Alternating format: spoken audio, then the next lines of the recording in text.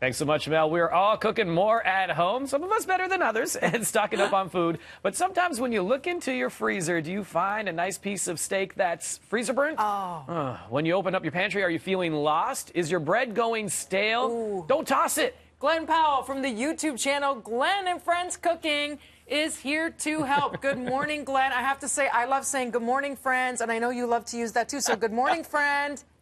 Welcome, friends. Welcome to the kitchen. I love it. Listen, first of all, there has been a spike Yeah. in people looking at recipes and videos online, and you have found the same for your own. So what are people mostly looking or searching for right now, do you think?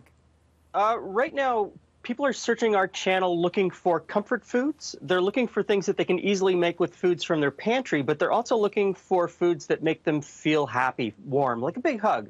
They want something that really makes them feel like everything's going to be okay. Like, for example, Devo was just describing his methodology for his frozen pasta. Could we take a look at this, Glenn? Okay. I need your expert advice. I mean, let's see. Okay, So that's a finished talk us through product. it, That's the finished product Okay. right there. Okay. Where's the sauce? So there's no sauce. I like to just make it like a pasta salad style, but it's warm and everything. That's fair. There was frozen pasta shells that I had already cooked before. I put in the freezer because I made so much, and then I had the ground beef in the freezer. I pulled that all out in the pan. The ground beef, the garlic, the onions, the spices. Then some veggies. I was fortunate enough to have fresh veggies. Put all that in there, cooked all that up, throw the pasta shells back in. Boom, boom, boom. Beautiful meal. It's delicious. How do you feel about Devo, freezing that's the cooked amazing. pasta? Is that okay, freezing the cooked pasta without the sauce? Glenn? I have done that, and it turned out okay. I was a little skeptical. I didn't think it was going to be fine, but it turned out okay. Yeah, chef. And these are times where we need to test those types of things and see what works. I doubted Definitely. Devo. I'm sorry, Devo. Okay, so talk us through what you're cooking right now. Yeah, let's get a professional way of doing Let's it, though. do this. So you talked about the freezer burnt steak. Everybody's got a piece of meat deep in their freezer that they've forgotten about and they don't know what to do with. And so because people are coming to the channel and asking these questions, I thought, I've got that piece of meat. Let's pull it out and make a regular Sunday sauce, a ragu. And it turned out amazing. You just slice off the little bit of freezer burnt around the edge and then do a slow braise, and you end up with an incredible Sunday sauce that is just fantastic. You would never know that it was freezer burnt. Make no mistake, you salvaged it. Question, did you defrost it in the fridge, and for how long, or do you do the cold water method?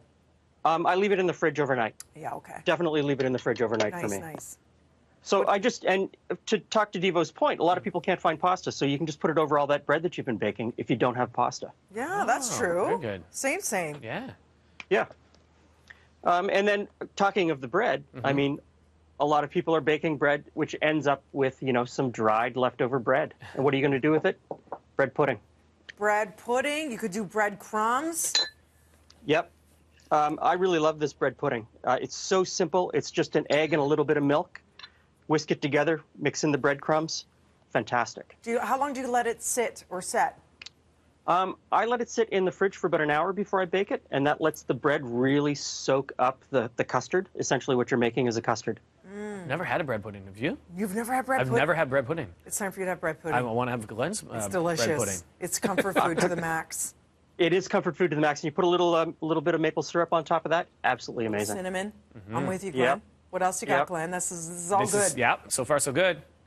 So we're doing a pantry series, What's in Your Pantry? And I saw a recipe one morning in the paper, and it was for soup that I thought was going to be fantastic, and then I realized I didn't have any of the ingredients.